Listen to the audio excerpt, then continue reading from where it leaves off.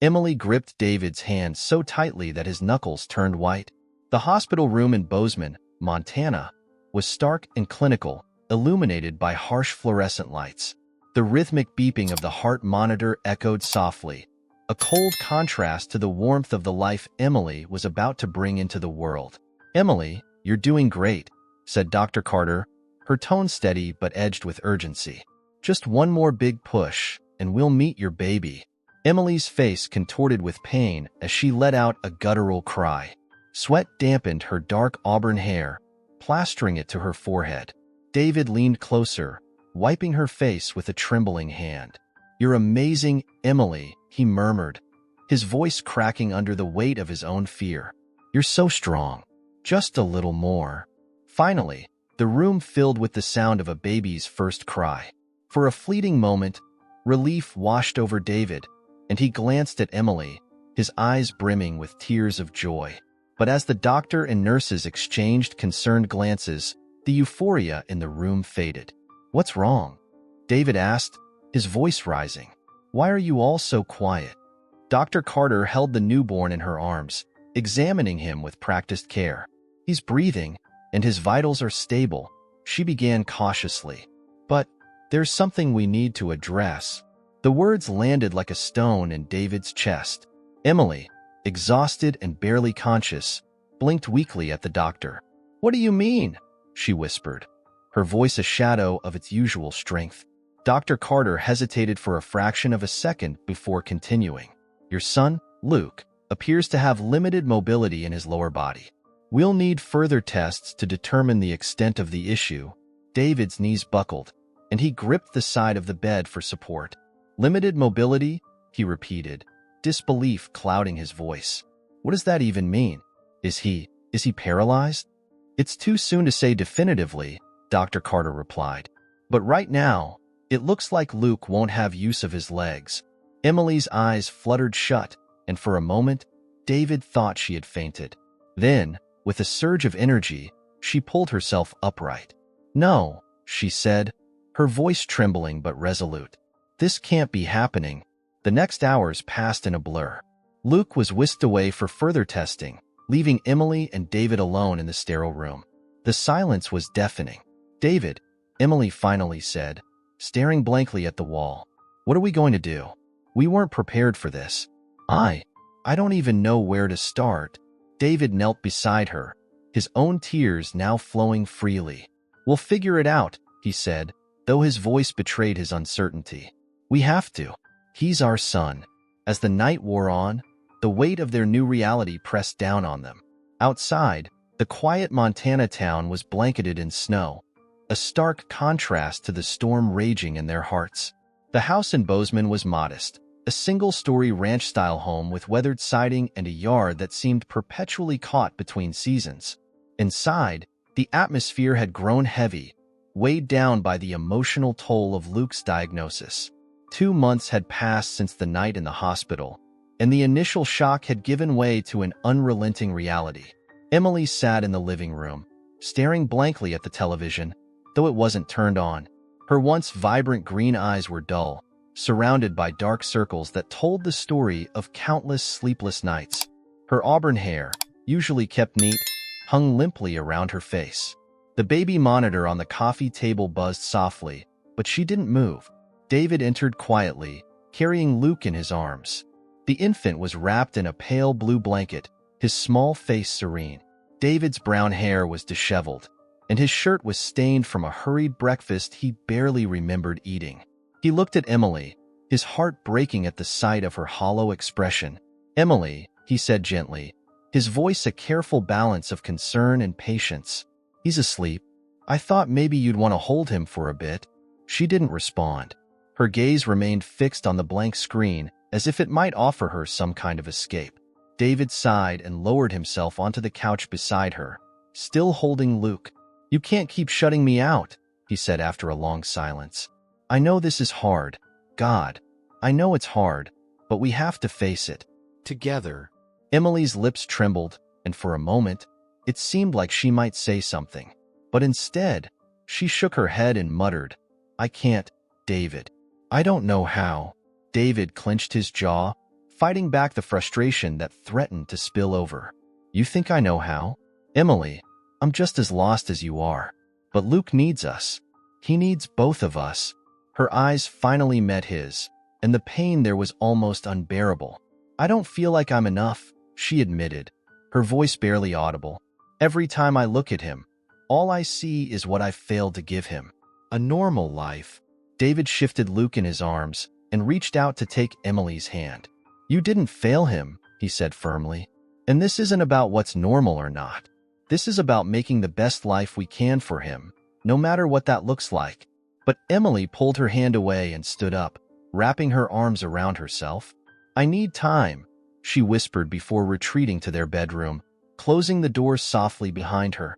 David sat there for a long time, staring down at Luke. The baby's tiny fingers twitched in his sleep, oblivious to the turmoil around him. "I don't know how much longer I can do this alone, buddy," David murmured, "but I'll try. For you." As the days turned into weeks, Emily's depression deepened. She spent most of her time in bed or wandering the house in a fog, while David took on the full weight of caring for Luke. He juggled diaper changes, feedings, and endless appointments with specialists, all while trying to keep up with his job as a mechanic at the local garage. The financial strain was relentless. Insurance only covered so much, and the bills for Luke's therapy and adaptive equipment piled up faster than David could keep track. He worked late hours, often missing dinner, and collapsed into bed each night feeling like a failure himself. One evening, as David stood in the kitchen washing bottles, his coworker and best friend, Mike, called. "You've been quiet lately," Mike said. "How are things?" David leaned against the counter, gripping the phone tightly. "Honestly, it's a mess. Emily's not herself. Luke's got more needs than I know how to handle, and I'm drowning in bills." There was a pause on the line before Mike spoke. "Look, I know this might not fix everything, but maybe you should consider getting some help. Not just for Emily, but for all of you. Have you thought about getting a therapy dog for Luke? I've heard they can work wonders." David frowned. "A dog? How would that help?" "They're not just pets," Mike explained. "They're trained to provide emotional support, especially for kids with disabilities. I think it's worth looking into." David glanced at the baby monitor, where Luke's soft coos echoed faintly. Maybe Mike was right. Maybe they all needed something, or someone, to help lighten the load. That night, as David lay in bed staring at the ceiling, he decided to take the first step toward healing his family. He couldn't do it alone anymore. The following morning, David sat at the kitchen table, a steaming mug of coffee untouched in front of him. The faint cries of Luke stirred through the baby monitor, but Emily hadn't moved from the bedroom. Sighing, David set the mug down and grabbed his laptop. Mike's words from the night before still echoed in his mind. "A therapy dog might be the help you need." He began typing into the search bar, "therapy dogs for children with disabilities." Instantly, pages of results flooded the screen. Articles about the benefits of service dogs, personal stories from families, and listings for animal shelters popped up. David clicked on one link after another, his curiosity growing. The stories were inspiring. Children who had once been withdrawn and unmotivated finding new hope and confidence through their bond with a therapy dog. One photo stopped David in his tracks. A boy, no older than Luke would someday be, smiling broadly as a German shepherd stood protectively by his side. The caption read, "A dog's unconditional love can transform lives." Later that day, during his lunch break at the garage, David mentioned the idea to his boss, Frank. "You know, I've been looking into therapy dogs for Luke," he said, wiping his greasy hands on a rag. Frank raised an eyebrow. "A dog? Well, I'll tell you this. If anyone can handle the responsibility, it's you. But are you sure Emily's on board?" David hesitated. "She doesn't know yet. I figured I'd do some more research before I brought it up." Frank clapped a hand on his shoulder. "Just remember, man, sometimes you've got to take the first step even if others aren't ready yet. It might be the thing that turns things around for her too." That evening, after putting Luke down for the night, David broached the topic with Emily. She was curled up on the couch, staring at her phone, her expression distant. "Emily," David began cautiously, sitting down beside her. "I've been thinking about something that might help us. Help Luke." Her eyes flicked toward him but held no enthusiasm. "What is it?" "A therapy dog," he said simply. "I've been reading about how they can help kids like Luke. Give them emotional support, even help with therapy exercises." Emily stared at him, her brow furrowing. "A dog? David, we can barely keep up with what we already have on our plate. How would we manage a dog on top of everything?" "I know it sounds like more work," he said, his tone gentle but firm. "But it's not just about us. It's about Luke. He needs something. Someone who can bring him comfort, who can motivate him in ways we can't." She shook her head, her voice rising. "And what if it doesn't work? What if it's just another thing that drains us? I can't handle another disappointment, David." He reached for her hand, his grip steady. "Emily, I'm not saying this will fix everything, but we're drowning here, and we need something to hold on to. Let me at least try." Emily pulled her hand away and stood, pacing the room. For a moment, David thought she might flat out refuse. But then, she stopped and sighed. "Fine. If you think it's worth it, do it. But don't expect me to get involved." David nodded, hiding the mixture of relief and sadness that churned in his chest. "I'll take care of everything." The next weekend, David drove to an animal shelter in Missoula, about 2 hours away. The shelter was modest but well kept, with rows of kennels lined with barking dogs. A volunteer named Sarah greeted him warmly. "I hear you're looking for a therapy dog," she said. "We have a few candidates that might fit your needs." David followed her through the kennels, his eyes scanning the dogs. Some wagged their tails enthusiastically. Others barked loudly. Then they reached the last kennel, where a large German shepherd sat quietly, his amber eyes locked on David's. "This is Max," Sarah said, smiling. "He's about 4 years old. He's loyal, calm, and has been evaluated for therapy work. He's one of the best dogs we've got." David knelt by the kennel, meeting Max's gaze. The dog stood slowly, his tail wagging just slightly as he approached the bars. David extended a hand, and Max sniffed it before giving it a tentative lick. "I'll take him," David said without hesitation, his voice steady. The drive back to Bozeman was quiet, save for the occasional rustle of Max shifting in the back seat. David glanced in the rearview mirror and saw the German shepherd sitting upright, his eyes fixed out the window. There was a calmness about the dog that reassured David, as though Max already understood the gravity of the situation.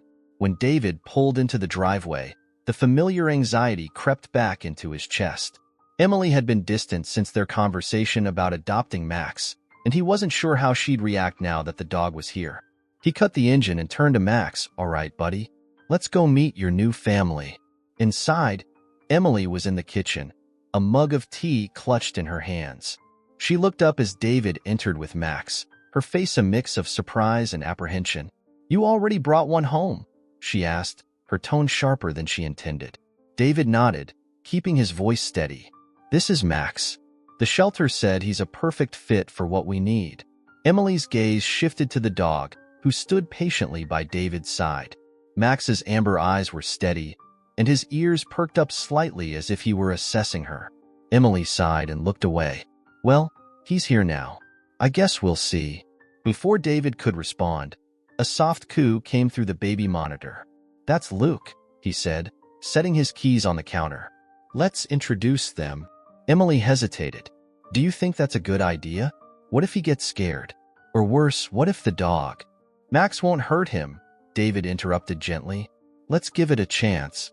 They walked into Luke's room together. The small nursery was painted in soft blues, with a mobile of stars and moons dangling above the crib. Luke lay on his back, his tiny arms waving in the air. When he saw David, his face lit up with a toothless smile. "Hey there, little guy," David said.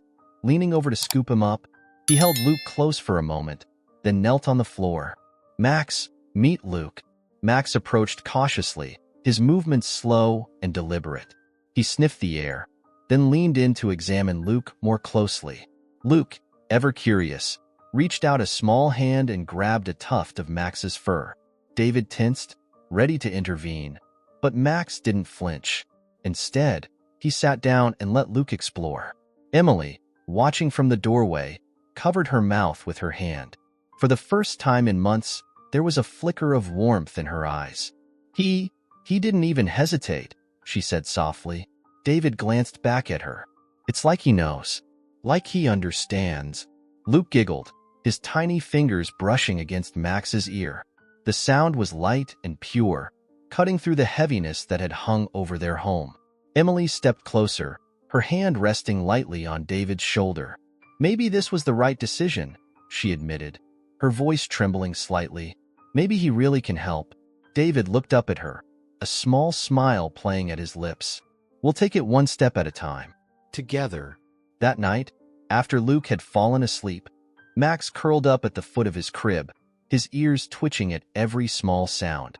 For the first time in what felt like forever, David and Emily sat on the couch together, a tentative peace settling between them. Thank you, Emily whispered, breaking the silence. David turned to her. For what? For not giving up, she said, her voice cracking. On me. On us. David reached for her hand, squeezing it gently. We're going to be okay, he said, more to himself than to her. Max is just the start.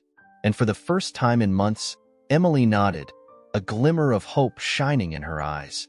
The following days brought a cautious sense of routine to the house.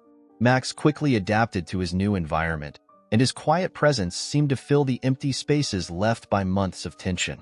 For Luke, the changes were immediate and profound. One morning, as David carried Luke into the living room for his daily stretch exercises, Max followed closely, his tail wagging gently. Luke, who usually fussed during the sessions, reached out toward Max with an eager smile. Looks like someone's got a new best friend, David said, laying Luke on a soft blanket spread across the floor. Max sat at Luke's side, his head cocked as though he were waiting for instructions. David knelt down and began guiding Luke's tiny legs through slow, deliberate movements. Luke, distracted by Max, babbled happily and reached out to touch the dog's thick fur. Emily emerged from the hallway, her hair pulled into a loose braid. She hesitated in the doorway, watching the scene unfold. He seems calmer, she said, her voice tentative. David glanced up, smiling. It's like Max has some kind of magic. Luke hasn't cried once during therapy this week. Emily stepped closer and knelt beside them, running her hand along Max's back. He's good for him. Maybe even for us. The days turned into weeks, and Max became an integral part of Luke's therapy. Each morning, David or Emily would lay Luke on the floor, and Max would position himself nearby, offering a steadying presence. Luke's tiny fingers often gripped Max's fur as he tried to move, and his giggles filled the room whenever Max licked his hand. One afternoon, David decided to try something new. He placed a small toy ball just out of Luke's reach, then patted Max on the side. "Fetch it, Max," he said softly. Max trotted over to the ball and nudged it gently with his nose, rolling it toward Luke. Luke's eyes lit up as he reached for it, his fingers brushing the ball but falling just short. David watched as Luke squirmed, his determination growing. "You've got this, buddy," David encouraged. "Just a little more." To David's astonishment, Luke pushed himself forward using his arms, closing the gap and grabbing the ball. It was a small movement, but it was more than Luke had ever done before on his own. "Emily," David called, his voice brimming with excitement. "Come here." Emily rushed in, her face pale with concern. "What's wrong?" "Nothing's wrong," David said, beaming. "Look at this." Emily watched as Luke pushed the ball toward Max, giggling as the dog nudged it back. Tears welled in her eyes as she knelt beside her son, her hand trembling as she touched his back. He's moving," she whispered. "He's actually moving." David nodded, his voice thick with emotion. "And he's happy." That night, as they lay in bed, Emily turned to David. "I didn't think it was possible," she admitted, "for any of us to feel this way again. But Max, he's changing everything." David reached over, taking her hand. "He's giving us something we haven't had in a long time. Hope." And for the first time in months, they both fell asleep with smiles on their faces, the sound of Max's gentle snoring in the background a comforting reminder of how far they had come. As the weeks turned into months, Max's presence began to reshape not just Luke's world, but the entire family's dynamic. The once heavy silence in the house was replaced by the sound of laughter, the soft patting of paws on the hardwood floor, and the occasional playful bark. Luke's therapy sessions, which had once been a dreaded ordeal, transformed into moments of joy and connection. One crisp autumn afternoon, David spread a thick blanket on the lawn in their backyard, the air filled with the earthy scent of fallen leaves.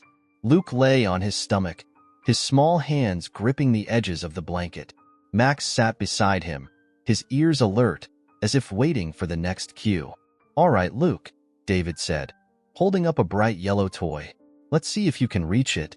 Luke's eyes locked on the toy, a mix of curiosity and determination flickering across his face. Max leaned in, giving Luke a gentle nudge with his nose. Luke giggled, then pushed himself forward slightly, his arms pulling his small body across the blanket. "Look at that," David exclaimed, clapping his hands. "You're doing it, buddy." Emily, who was watching from the porch with a mug of tea in her hands, set it down and walked over, her smile hesitant but hopeful. "Is he really moving more on his own?" David nodded, his voice brimming with pride. "I think so. It's like Max is giving him the motivation he needed." As Luke inched closer to the toy, Max laid down beside him, his tail wagging gently. When Luke finally grabbed the toy, he let out a triumphant squeal. Max responded by licking Luke's cheek, eliciting another round of giggles.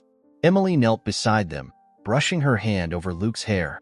"I can't believe it," she said softly, her voice thick with emotion. "He's so happy."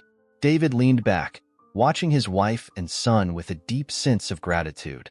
"Max has been the best decision we've ever made." Later that evening, after Luke had been put to bed, David and Emily sat together on the couch, Max lying at their feet. The living room was cozy, illuminated by the soft glow of a lamp. David handed Emily a glass of wine, and for a moment, they sat in comfortable silence. "You know," Emily began, swirling the wine in her glass, "I wasn't sure about Max at first. I didn't think anything could pull us out of the hole we were in."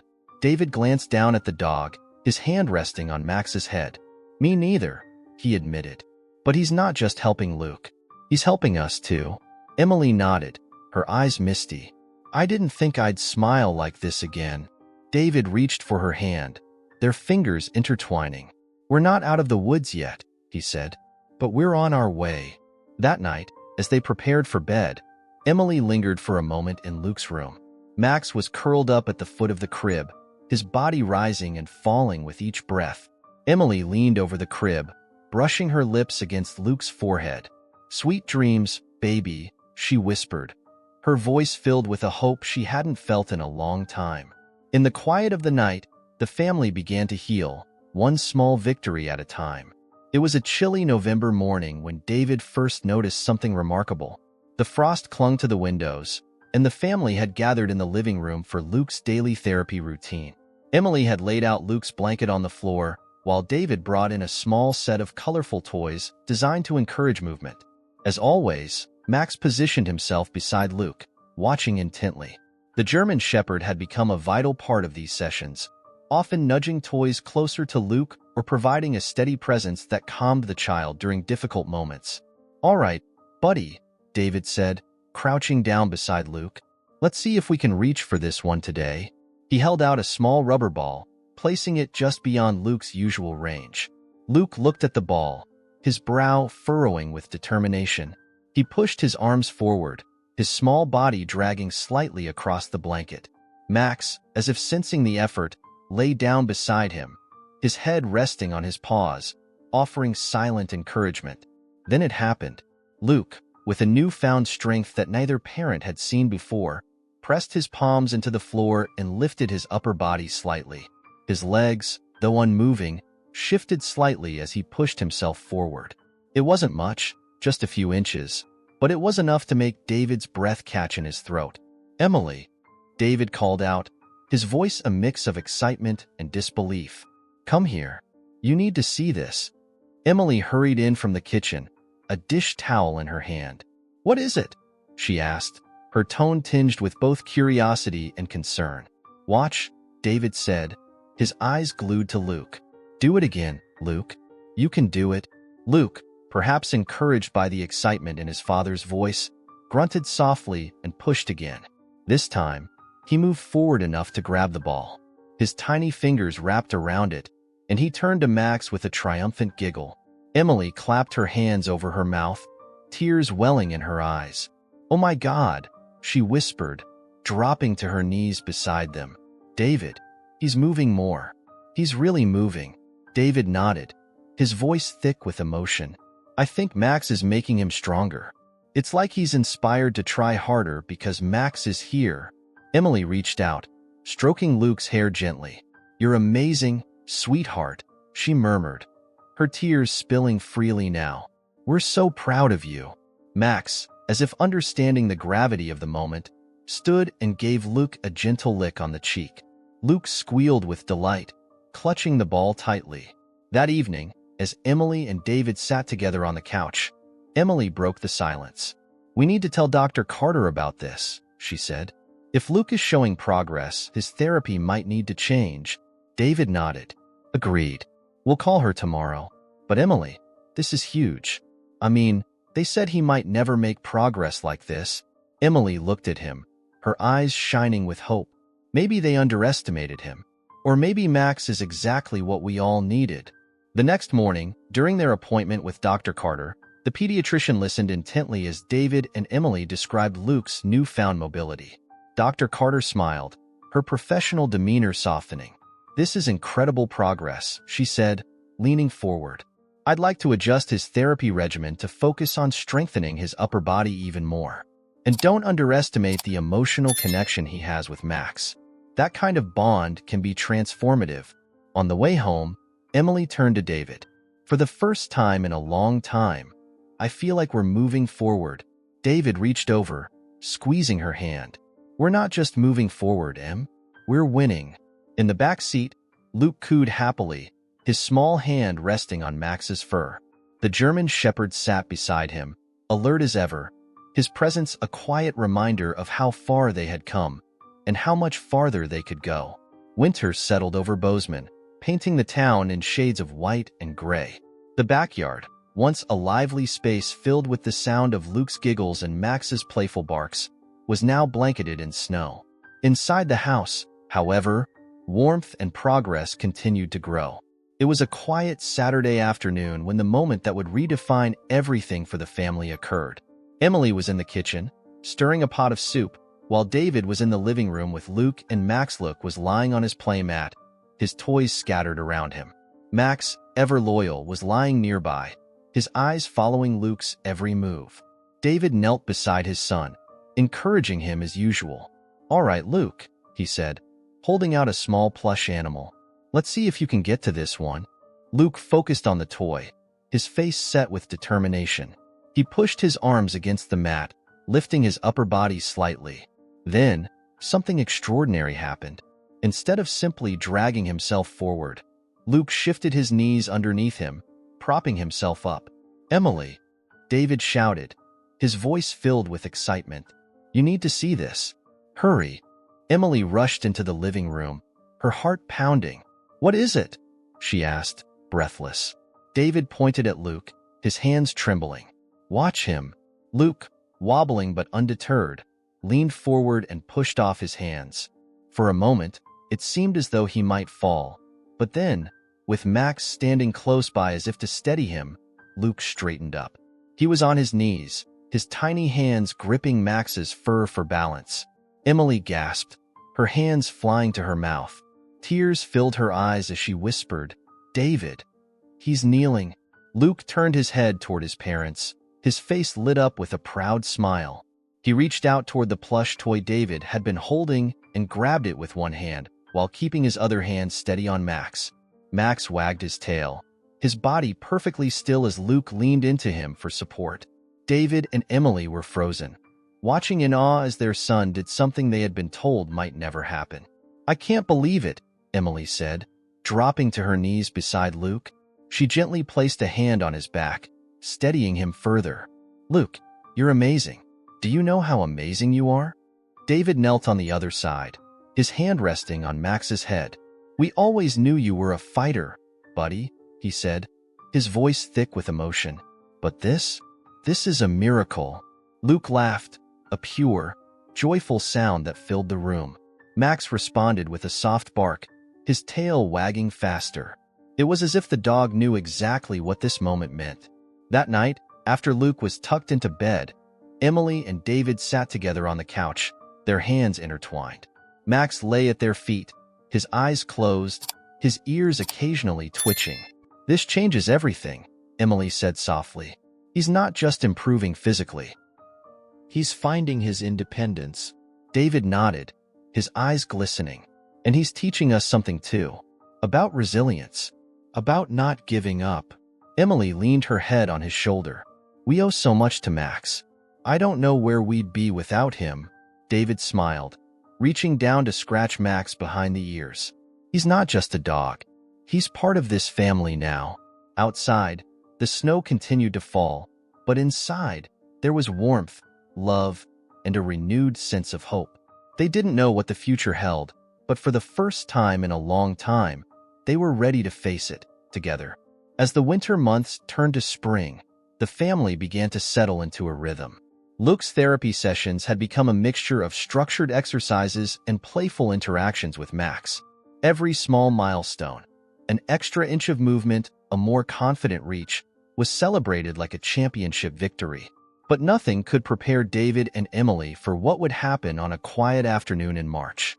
The sun was shining brightly, melting the last remnants of snow in the backyard. David had set up a small area on the patio with a soft mat and some of Luke's favorite toys. Max, as always, stayed close, his attentive gaze never leaving Luke. Emily came outside, carrying 2 mugs of coffee. She set them on the table and sat beside David, watching as Luke crawled, now with more strength and speed than ever before, toward a colorful stacking toy. "He's getting so much stronger," Emily said, a note of pride in her voice. "Every day, he surprises me." David smiled, nodding. "It's like he's on a mission. And Max, I don't think we could have done this without him." As they watched, Luke reached the toy and began stacking the rings, his small hands working with careful focus. Max, lying nearby, wagged his tail and let out a soft whine, as if encouraging Luke. "Good job, buddy," David called out. "You're doing amazing." Luke looked up, his face lighting up with a big smile. Then, to everyone's surprise, he pushed the toy aside and looked at Max, patting the dog's back. Emily tilted her head. "What's he doing?" "I'm not sure," David replied, leaning forward slightly. "Let's see." Luke placed his hands on Max's back and slowly shifted his weight forward. His legs, which had always seemed like lifeless extensions, trembled slightly. With a grunt of effort, Luke pushed himself up onto his knees. David and Emily exchanged astonished glances, their breaths catching in their throats. But Luke wasn't finished. With one hand still gripping Max's fur, he pressed the other hand against the mat, leveraging his tiny frame upward. And then, miraculously, he was standing. "David!" Emily gasped, tears instantly streaming down her face. "He's standing. He's standing." David scrambled to his feet, his heart pounding. "Luke, you're doing it, buddy. You're standing." Luke looked at his parents, his face a mixture of concentration and pure joy. He wobbled slightly, and Max, sensing his need for stability, stood perfectly still, his strong back providing balance. "Emily, grab the camera," David shouted, but neither of them moved to fetch it. They couldn't tear their eyes away from the miracle unfolding before them. Luke let out a delighted squeal, his legs trembling but holding. Then, as if he realized the enormity of what he had done, he clapped his hands together, letting out a burst of laughter. Emily dropped to her knees, reaching out to steady him. "Luke, you're incredible," she whispered, her voice shaking. "You're our little miracle." David joined her, wrapping an arm around her shoulders. "Max," he said, his voice filled with gratitude as he scratched behind the dog's ears. "You're more than a best friend. You're his guardian angel." Max wagged his tail, his eyes soft and full of understanding. It was as if he knew the role he had played in making this moment possible. That evening, as the family sat together in the living room, the atmosphere was electric. Emily cradled Luke in her lap, while David sat beside them, his arm draped around both. Max lay at their feet, his presence as steady as ever. "I didn't think I could feel this happy again," Emily said, her voice soft. "It's like all the pain, all the fear. It's worth it. Just for this." David nodded, his hand resting on Max's head. "We still have a long way to go," he said. "But today we won." Luke babbled happily, reaching down to touch Max's fur. The dog responded with a gentle nuzzle, his tail wagging lazily. Outside, the first blossoms of spring were beginning to bloom, a fitting metaphor for the new hope blossoming within their family. Luke had defied the odds, and with Max by his side, there was no telling how far he could go. The weeks following Luke's first steps were filled with an energy the family hadn't felt in years. Every day brought new milestones, small victories that painted their once gray world in vibrant colors. The community in Bozeman, which had watched the family struggle quietly, began to take notice of Luke's progress and the integral role Max played in his transformation. One afternoon, as Emily was folding laundry, she received a call from Dr. Carter's office. The voice on the other end was cheerful. "Mrs. Anderson, I've heard about Luke's progress, and I'd like to discuss updating his therapy plan. We're seeing incredible results." Emily's heart swelled with pride. "Of course, Dr. Carter. We'll schedule a visit right away." Later that evening, Emily shared the news with David as they prepared dinner.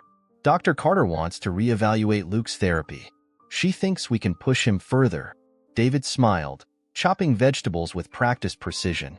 "That's amazing. I can't believe how far he's come in just a few months." "It's more than that," Emily said, her voice soft. "He's thriving. And it's all because of Mac." David glanced toward the living room, where Luke sat on the floor, giggling as Max nudged a ball toward him. "Max gave us a lifeline when we needed it most," David agreed. "But you know who else deserves credit?" Emily tilted her head. "Who?" "You," David said, setting down the knife and turning to face her. "You fought through so much to be here, Em. You never gave up, even when things felt impossible." Tears welled in Emily's eyes, but she blinked them away, smiling. "We all fought. And now we're winning." The next morning, David and Emily took Luke and Max to the physical therapy center for their scheduled evaluation. The center was bright and welcoming, its walls adorned with colorful posters and inspirational quotes. Max trotted confidently beside Luke's stroller, drawing smiles from the staff and other patients. Dr. Carter greeted them warmly. "Hello, Anderson family. And Max, of course," she added, scratching the dog behind his ears. "I've heard you've been quite the hero." Max wagged his tail, his amber eyes shining with a quiet intelligence. Dr. Carter led them to a therapy room filled with padded mats, colorful equipment, and a small set of parallel bars. "Let's see what Luke can do today," she said, gesturing for David to help Luke out of the stroller. David lifted Luke gently, placing him on the mat. Max immediately lay down nearby, his watchful gaze fixed on his young companion. "All right, Luke," Dr. Carter said with a smile. "Show me what you've got." Luke, with Max's quiet encouragement, pushed himself onto his knees. Then, as David and Emily held their breath, he grabbed onto the parallel bars and pulled himself up. His legs trembled but held steady as he took one small, shaky step forward. The room erupted in applause. Emily covered her mouth, tears streaming down her face. David clapped and cheered, his voice filled with pride. "That's my boy," he exclaimed, his heart soaring. Dr. Carter nodded, her smile wide. "This is extraordinary. With continued support and therapy, I believe Luke's progress will only accelerate. And Max," she added, looking at the dog, "you're a big part of that." Later that evening, back at home, the family gathered in the living room to celebrate. Emily baked Luke's favorite cookies, and David poured himself a small glass of whiskey to toast their success. "To Luke," David said, raising his glass, "to strength, determination, and never giving up." "And to Max," Emily added, stroking the dog's head, "for reminding us that hope is never lost." As the evening wore on, the house was filled with laughter, warmth, and a sense of togetherness that hadn't been there for so long. Outside, The stars shone brightly in the Montana sky, as if celebrating the journey of a family that had found their way back to one another. For Luke, for Max, and for the Anderson family, the future now seemed limitless. Leave your like, subscribe to the channel, turn on the notification bell, and watch this next story. It's truly heartwarming.